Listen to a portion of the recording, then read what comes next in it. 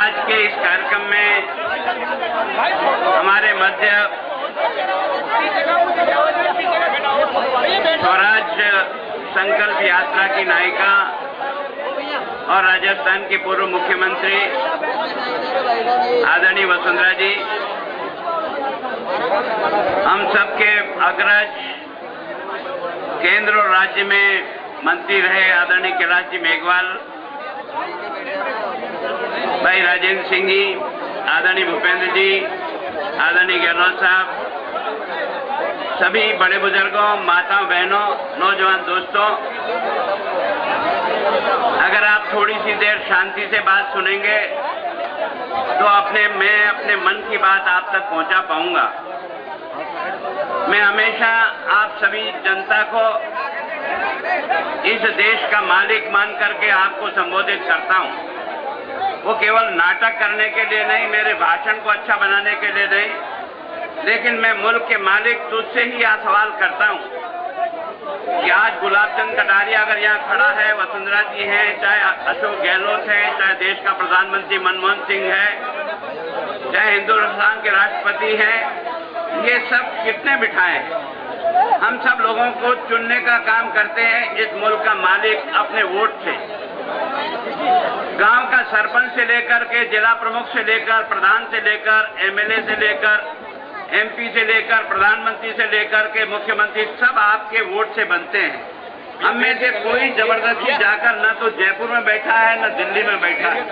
और अगर आज कांग्रेस इतने सालों से भी राज कर रही है, जिसके गुणगान आप और मैं रोज करते हैं, इस गुणगान का अगर कोई कारण है, जब तक मुल्क का मालिक अपने वोट की कीमत के आधार पर मुल्क का निर्णय नहीं करेगा, तब तक कोई इस देश का भला नहीं हो सकता।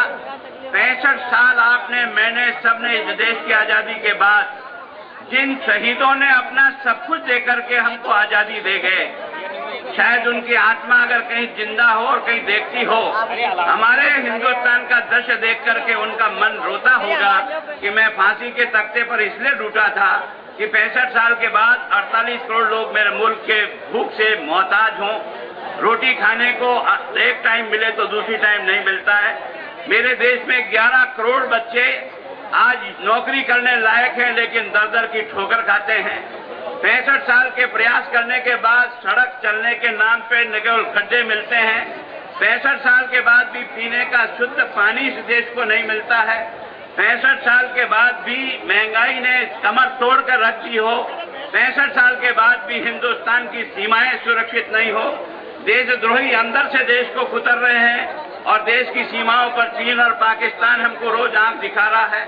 हमारी सीमाओं में आकर जिस प्रकार का नाटक कर रहा है, उसके बाद भी मुल्क आज उसका जवाब देने लायक नहीं है। और दुर्भाग्य यह है कि कांग्रेस के राज्य में देश की सीमाओं के बारे में न चिंता है, न देश के अंदर शांति की चिंता है, न महंगाई की चिंता है, न रोजगार की चिंता है, न किसान को उसकी फसल का दाम का चिंता है, न सड़क नाली की चिंता है, न स्कूल में अध्यापक की चिंता है, न अस्पताल में डॉक्टर की चिंता है, न पटवारी की चिंता है, न तहसील में आदमी काम करता है कि नहीं करता उसकी चिंता है। 65 साल के इस दृश्य को बनाने का काम जिस कांग्रेस ने किया बंधुओं, वो कांग्रेस अपने आप दिल्ली में जाकर के नहीं बैठी। ये मुल्क के मालिक ने अपने वोट से उस हत्यारे को 65 साल में से 59 साल तक इस मुल्क पर बिठाया। और उस 59 साल के प्रयास से मैं आज भी इस बात की चुनौती देता हूं। मैंने हमेशा कहा राजस्थान के मुख्यमंत्री को भी और हिंदुस्तान की कांग्रेस को भी, ईमानदारी से इस मुल्क के मालिक 65 साल में से 59 साल तक जिसने दिल्ली में राज किया वो कांग्रेस है। राजस्थान में 50-52 साल तक जिसका मुख्यमंत्री रहा है वो कांग्रेस है। हम दिल्ली में 6 साल तक राज करते हैं और राजस्थान में 13-14 साल राज करते हैं। ईमानदारी से तू दोनों तराजू के ताकड़ी में दोनों के कामों को रख और रखने के बाद भगवान का नाम लेकर तराजू को उठा ले।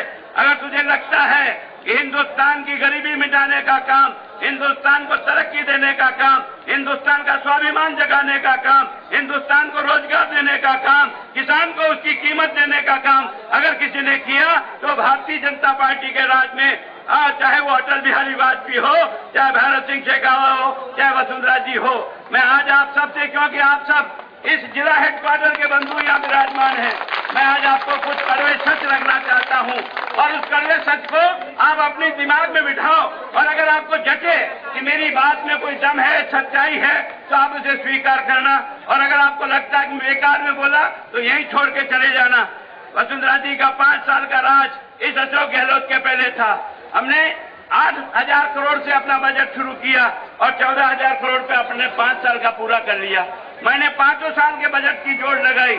वसुंधरा जी के टाइम पे हमने 50,000 करोड़ का बजट प्लान बजट रखा था। 50,000 करोड़ में हमने जो मांगा, जिसने जो कहा, वो सारा का सारा काम करके दे दिया। और गांव गांव और गली गली और शहर शहर ये कहने लगा अगर काम किसी ने किया तो वसुंधरा जी की सरकार ने किया। ये शब्द मेरे नहीं है, ये जनता जनार्दन, ये शब्द तेरे हैं।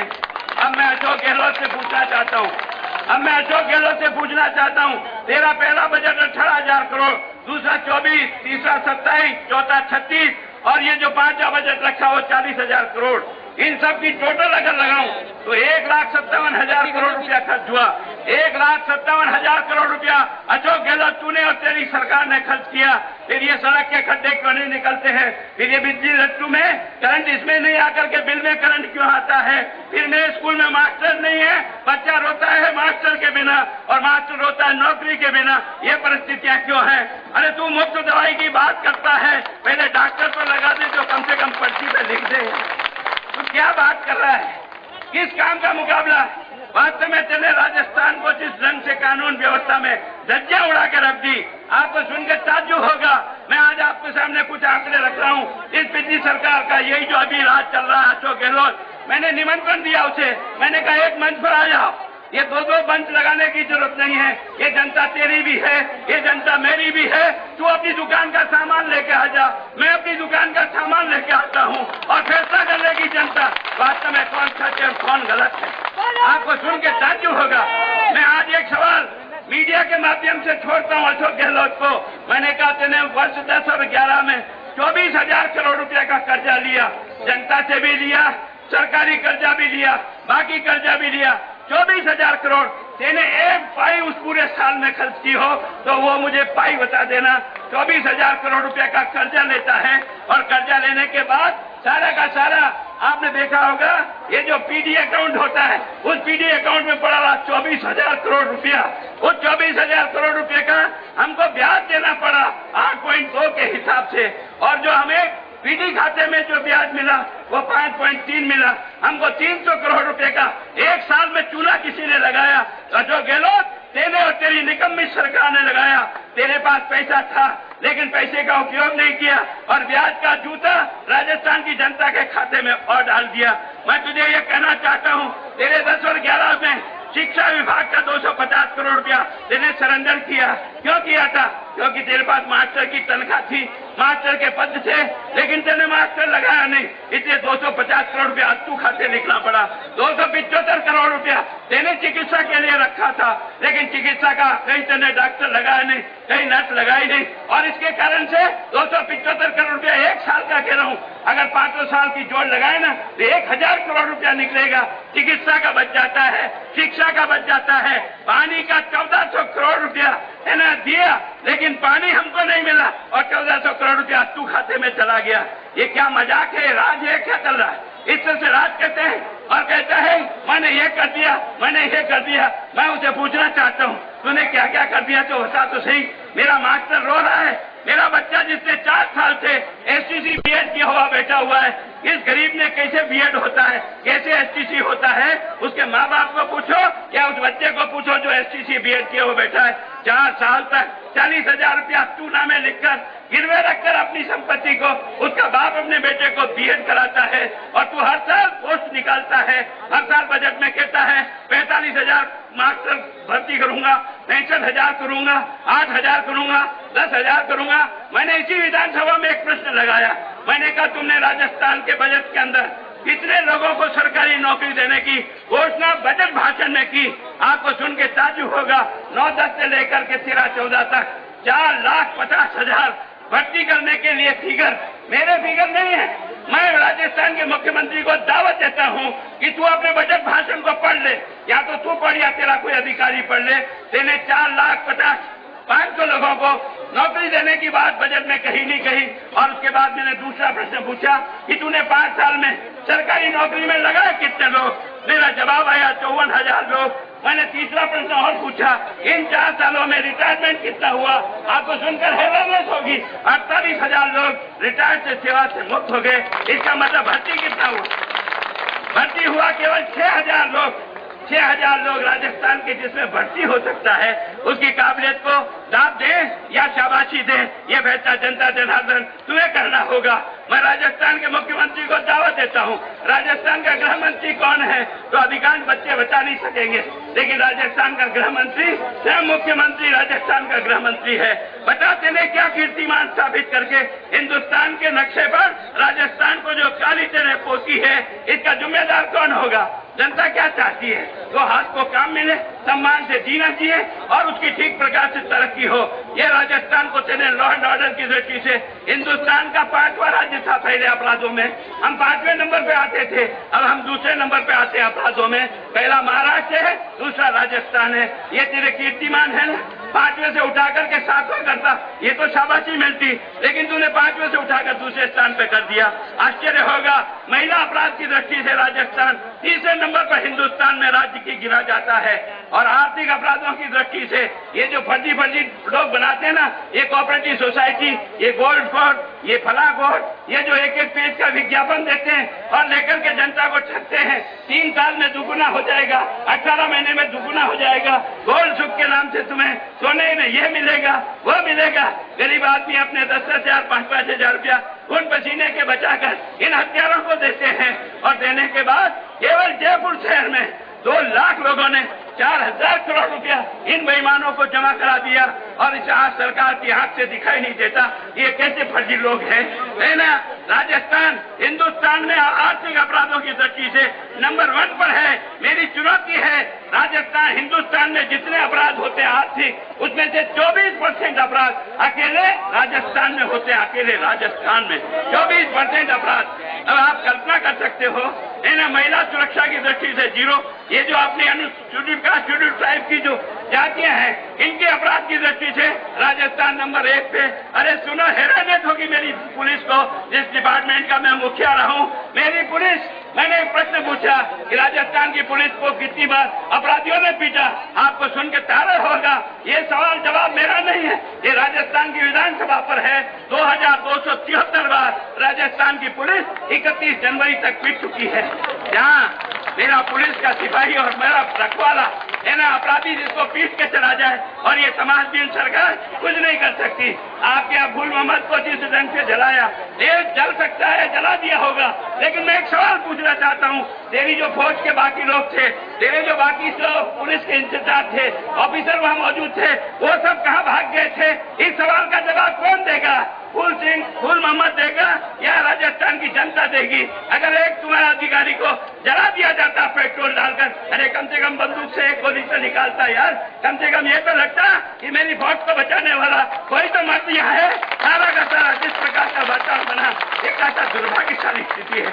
मुझे आश्चर्य है, नई सरकार से पूछना चाहता हूँ, अरे तू जिस जहाँ से प्रतिनिधि बनकर के आता है मुख्यमंत्री महोदय, जोधपुर की कोर्ट से, हाई कोर्ट से आपने देखा होगा अशोक जाखड़ जो अपराधी था, गिरफ्त में था, पुलिस के पास था, उसको सरेआम कोर्ट में गोलियां चला करके अपराधी को छुड़ा के लेके चले गए। ये तेरा कानून व्यवस्था है? ये तेरा मजाक है? अगर तेरे से अपराधी नहीं संभलता तो और किसे संभाल पाएगा? न राजस्थान की 7 साल की बच्ची के साथ रेप होता है और मर्डर हो जाता है, किसी 12 साल की लड़कियों के साथ रेप होता है। अरे रेप की सीमा लांघ गई है। अगर उसके बाद भी मुल्क का मालिक, अगर तुझे नहीं समझ में आता तो तू जाने और तेरा भाग्य जाने। मैं तो कम से कम अपने दुखी मन से कह सकता हूँ, मेरा थाना ऋषभदेव थाने में बलात्कार कहाँ हुआ, किसका हुआ? एक पुलिस कांस्टेबल की बच्ची के साथ पुलिस वाला ही बलात्कार कर देता है। इससे घृणित काम और क्या हो सकता है? मेरा ही छोटी सादरी का थाना, जिसमें एक बुजुर्ग की बच्ची को बुलाकर रात को उठा लाया पुलिस वाले दो जाकर के कि तेरे खिलाफ दूसरे वालों ने मुकदमा दर्ज कराया। उस बच्ची को रात में रखते हैं, उसके साथ रेप करते हैं और उसके माँ बाप जो साथ आए उसको थाने के बाहर बाउंड्री में बिठा देते हैं। ये क्या तरीका है? कौन सा तरीका है? मैं राजस्थान के मुख्यमंत्री से पूछना चाहता हूँ, वो बच्ची अगर तेरी होती, गुलाब चंद कटारिया की होती, बता क्या जवाब देना चाहता है? बात कर रहे बच्ची किसी गरीब की हो सकती है, गुलाब चंद कटारिया की हो सकती है, डीजी की हो सकती है, पर कानून की धज्जियां उड़ा कर तुमने रख दी और उसके बाद भी तू उन अपराधियों को निकाल नहीं सकता, नौकरी से बर्खास्त नहीं कर सकता और कहता है कानून सख्त बनाएंगे। अरे कानून तो सख्त बना हुआ। मेरे टाइम पर ही रेप हुआ था, एक 5 साल की बच्ची के साथ पाली में एक शादी समारोह में बच्ची को उठाकर ले गए, पीछे ले जाकर झाड़ियों में उसके साथ बलात्कार करके मार दिया। मैंने को वो घटना चुप गई। मैंने अपने डीजी और अपने सेक्रेटरी को बुलाया और सामने बैठा।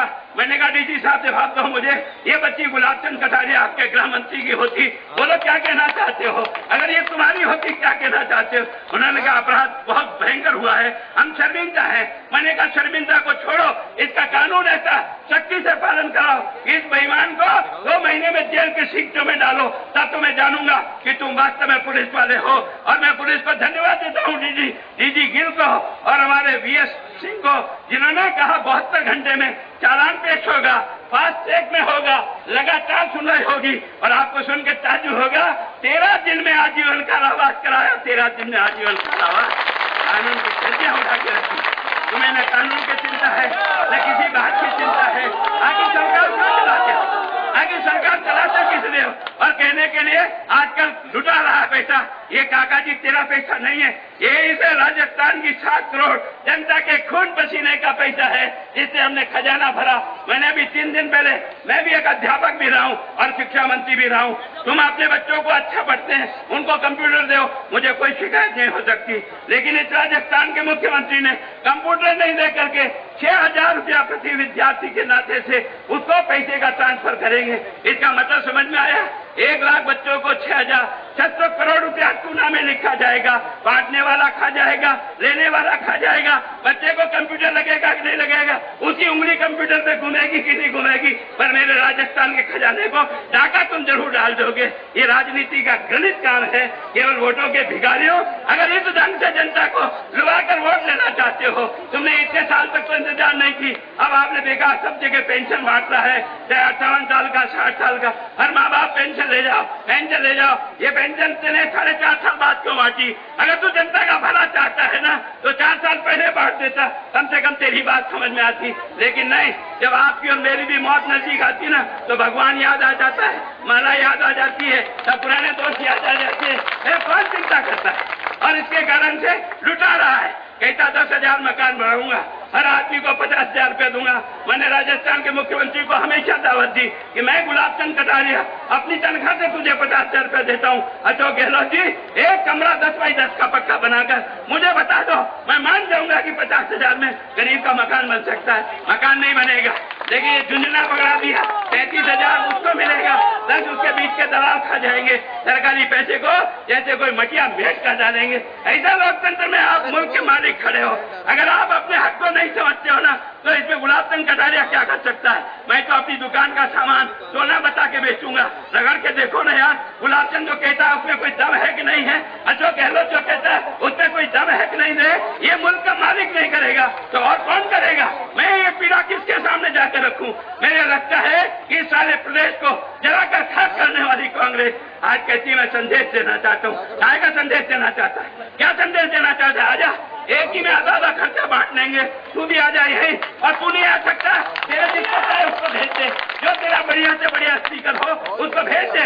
इस जनता के सामने तेरा बखेड़ा करके बताता हूँ, अगर कोई सीमा पर हिंदुस्तान की फौज को ताकतवर बनाता है, अटल बिहारी वाजपेयी बनाता है। मैंने 1-2 नहीं, पोखरण में 4 विस्फोट करके हिंदुस्तान ने दुनिया को दिखा दिया, अरे तेरे पास ये अनुभव नहीं है, मेरे पास भी है। इधर झांका ना तो सारे को धूल करके जला दूंगा। वो अटल बिहारी वाजपेयी तो एक गांव को डामर की सड़क है, एक गांव को डामर की सड़क से। इन्हें हिंदुस्तान का कोई प्रधानमंत्री ऐसा बता दो जिसने गांव की सड़क बनाई हो? ये अटल बिहारी वाजपेयी है, जिसने पूरा पश्चिम उत्तर दक्षिण, ये जो बढ़िया रोड आपके यहाँ आती है ना, ये भी मेगा हाईवे। वसुंधरा जी, ये आपकी देन है, इसके कारण से आज आए, बाकी तो खड्डे बड़े हुए।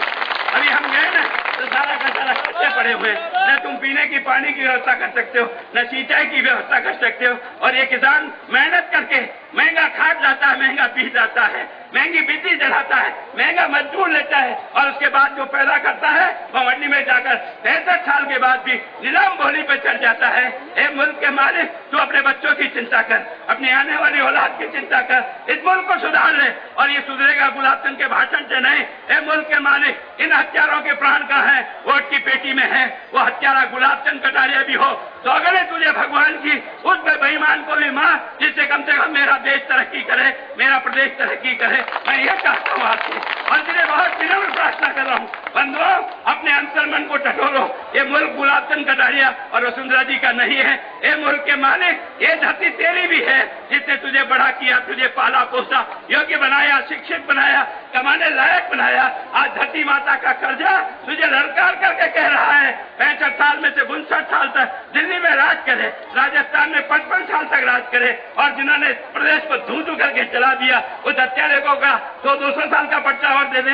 इस कांग्रेस को पूछ, अरे तू एक बार घोषित कर दे, तू कितने सालों में कर सकता है? 200 साल चाहिए, 5 साल का मोहलत मिलती है, 5 के बजाय तुझे 59 साल दिल्ली में और 55 साल राजस्थान में मिल गया। फिर तू समस्या का हल नहीं कर सका, पीने का पानी नहीं दे सका, तो तेरे में औकात क्या है? और वसुंधरा जी ने 5 साल में राजस्थान को बीमारू राज्य से उठाकर एक तरक्की की ओर जाने वाला राज्य में लाके खड़ा कर दिया।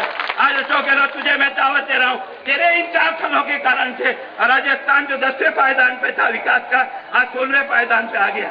राजस्थान का विकास दर 5.3 रह गई। वसुंधरा जी अपने 9.08 पे छोड़ा था, 9.08 विकास दर आज 5.3 पे लाके तेने खड़ा कर दिया। यही है तेरी तरक्की, यही है तेरा संदेश, यही बताना चाहता जनता को। इसलिए हे मुल्क के मालिक, तेरे चरणों में अपनी प्रार्थना करता हूँ, ये मुल्क तेरा है, इसको संभाल, और इसको संभाल इस लोकतंत्र के तरीके से। यही बात कह के अपनी बात समाप्त करता हूँ। धन्यवाद। जय भारत।